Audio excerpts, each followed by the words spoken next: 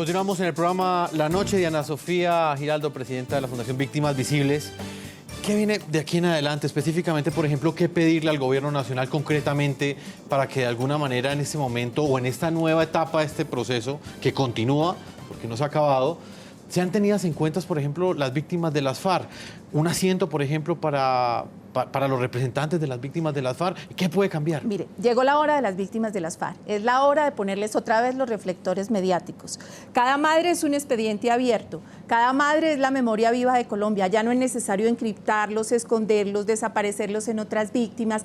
Ya no hay propaganda, ya todo queda en su plata. Es la hora de rescatar esa memoria y que la hagan todos los medios diferentes a RCN que las escondieron durante este tiempo. Y es la hora también de entender y recordar una cosa que yo creo que es sana para Colombia. Perdonar es una gracia que libera a quien la otorga, aunque no le pidan perdón, que la sana, pero tácitamente se las estaba induciendo a la renuncia de sus derechos. Y ahí sí tengo que agradecerles a todos los documentos que sacó el expresidente Pastrana sobre la Jurisdicción Especial para la Paz, la doctora Marta Lucía, el doctor Carlos Holmes, el doctor Oscar Iván, la defensa que hicieron de esas víctimas que estaban escondidas. Desde luego que todas las víctimas colombianas son las más buenasas del mundo y quieren perdonar, pero la mayoría de las víctimas se les estaba llevando a confundir el perdón individual con una renuncia de sus derechos, sobre todo el derecho a la justicia. El tema más importante, más delicado, neurálgico, se llama Jurisdicción Especial para la Paz. Las víctimas no han renunciado a la justicia, entonces bienvenida a la revisión de ese tema. Que se sienten víctimas, ahí sí, de las FARC, se le trasladen todos los reflectores mediáticos y el presidente por fin, presidente que bueno, ya las puede recibir. Ya no son una amenaza ni para el sí ni para el no. Se puede reunir con ellas, escucharlas, conversar. Entrando a RCN me detuvo una víctima y me dijo, ¿por qué siempre tienen que ganar ellos y no nosotros? Yo no quise votar por miedo, pero estoy contenta. O sea, es un replanteamiento general, que se escuche a las víctimas de las FARC, que se les integre de verdad y que ya se le dice al mundo, las víctimas están en el centro y el mundo creía que eran las víctimas de las FARC. No, eran la mayoría víctimas de otros actores. Ahora sí, la hora de las víctimas de las FARC. Y, por ejemplo, ese programa extraordinario que hicieron ustedes en estos días, escuchando a las mamás. Diana, ¿y usted estaría dispuesta, por ejemplo, a ser parte de esas negociaciones? Yo creo que la Fundación Víctimas Visibles fue pionera en traer el tema de víctimas a Colombia y pionera en poner la semilla. Yo no personalmente, pero sí creo que una víctima de las FARC, empoderada de nuestra fundación, debe estar sentada en esa mesa. Doctora Marta Lucía Ramírez, también es candidata presidencial, está con nosotros. Yo quisiera conocer puntualmente la voz de todos ustedes frente a este punto específico. ¿Cómo debe ser esa renegociación de esos acuerdos y específicamente qué es lo que se debe replantear?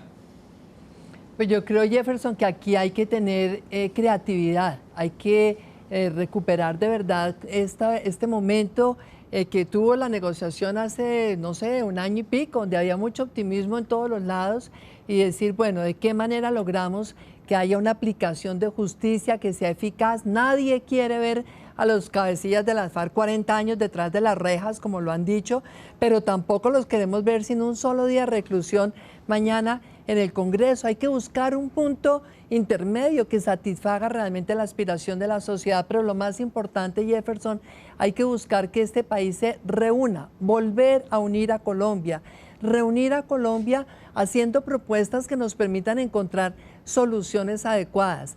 Yo estoy ahorita con una plataforma y vamos a buscar que a través de Internet la gente nos haga propuestas sobre dónde encontrar ese punto intermedio, por ejemplo, en materia de justicia. Las colonias penales agrícolas son, a mi modo de ver, una solución. Puede haber otras y llevar propuestas constructivas a la mesa. Yo estoy completamente de acuerdo en lo que se decía antes, el presidente Uribe también lo ha habido invitar el presidente Santos, porque es que aquí hay que reconocer al otro. No podemos a punta de invisibilizar y de desconocer solucionar los problemas. Aquí hay que reconocer que toda la sociedad colombiana necesita la paz, anhela la paz, pero también todos queremos que haya una mejor democracia. Y para que haya democracia tiene que haber esa justicia. Y tiene que haber una cosa muy importante que decía Diana Sofía, el perdón. El perdón es un derecho individual de cada quien en esta sociedad. Pero un estadista lo que tiene que hacer es fortalecer unas instituciones que garanticen la no repetición en el futuro. Muchas familias se han dividido, en la mesa del comedor han terminado peleados por cuenta de este acuerdo.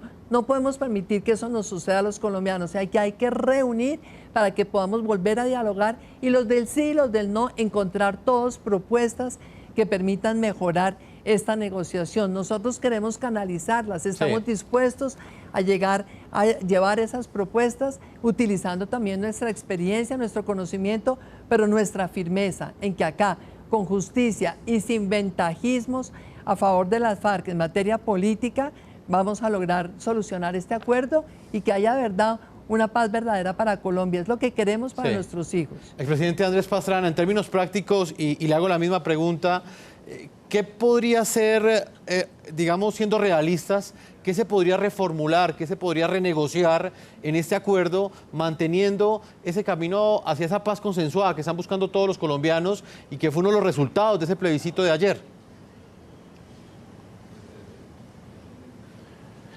Yo, Jefferson, he sido muy claro en dos temas, que es justicia. No estoy de acuerdo con un tribunal importado en la cual la FARC y el gobierno nombran los jueces para juzgar a los colombianos con jueces extranjeros. Aquí hay Corte Suprema, aquí hay justicia, Corte Constitucional, Consejo de Estado, buena, mala, regular. Tenemos una justicia en Colombia, respetemos la Constitución y la ley. Y segundo, el narcotráfico, donde hay vacíos inmensos en el tema del narcotráfico. Pero Jefferson, yo voy un poquito más allá. ¿Cómo vamos a negociar? El presidente nos acaba de decir que ratifica al equipo negociador. Ese equipo negociador nos estaba diciendo hace una semana, y si le creemos al equipo negociador, que hicieron lo mejor, que no se podía reabrir la negociación, que habían logrado el mejor acuerdo posible, que habían puesto todo de sí para lograr ese mejor acuerdo para los colombianos.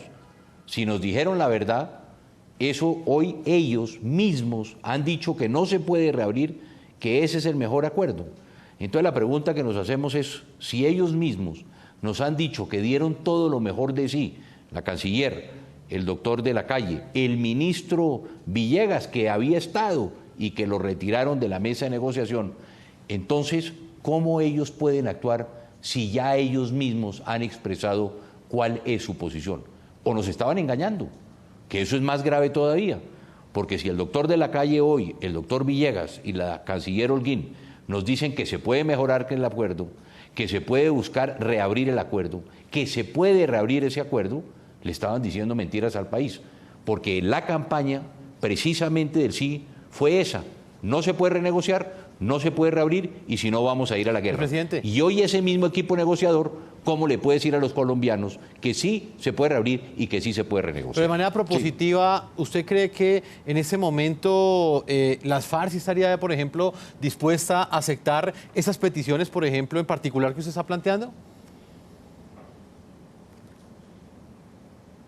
Es que le toca aceptarlas, en buena parte eso es lo que se trata. No digo que les toca aceptarlas, pero a ver, todos sabemos que ese tribunal no existe en ningún país del mundo, y los colombianos no lo vamos a aceptar. ¿Quiénes fueron los primeros que dijeron que no?